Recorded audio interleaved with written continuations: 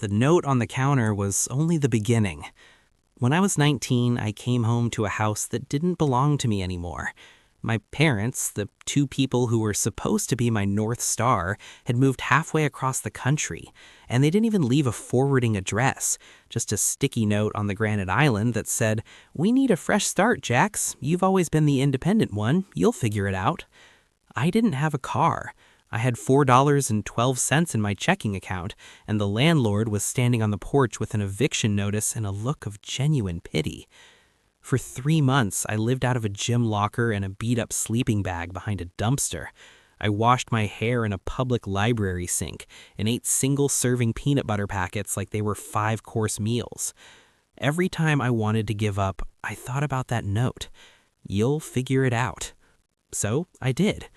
I started at a car wash, scrubbing rims until my knuckles bled. Then I spent my nights teaching myself how to code on a borrowed laptop in a 24-hour diner. I didn't have talent, I had spite.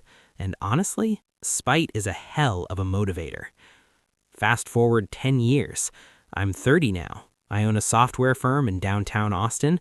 I have a view of the skyline, a dog named Moose, and a life that feels solid. For the first time, I don't check my bank balance before I buy a coffee. Then, out of nowhere, I get a DM on Instagram. It's my sister, Chloe. She was 9 when they left. She's 19 now, exactly where I was. The message said, "Jax, Mom and Dad lost the house in Florida. They're staying in a motel. Dad's sick and they keep talking about how much they miss their favorite son. They saw your interview in the Business Journal. Can we come stay with you? We're family, right?" I stared at that screen for an hour. My thumb hovered over the block button, but then I thought about Chloe. She was just a kid when they dragged her away. I agreed to meet them at a park, neutral ground.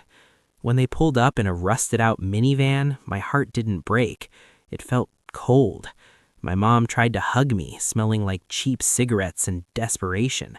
My dad wouldn't even look me in the eye until he saw the keys to my Tesla. "Jax," my mom whispered, her voice shaking. "We were so wrong. We were just overwhelmed. We knew you'd be successful. We did it to challenge you." I almost laughed. "You did it to save yourselves," I said. "There's a difference." Then my dad piped up. "Look, son, we're family. Blood is thicker than water. We just need a small loan, maybe a guest room for a few months while I get back on my feet." I looked at Chloe. She looked exhausted.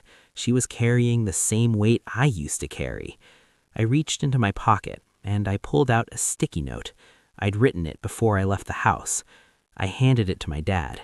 He opened it, expecting a check, but his face fell. It said, "The motel lease is paid for 1 month. Chloe has a bus ticket to Austin and a job waiting at my firm. As for you two, you're independent. You'll figure it out." I took Chloe's suitcase, put it in my trunk, and drove away. I didn't look in the rearview mirror once. Because sometimes figuring it out means knowing exactly who to leave behind.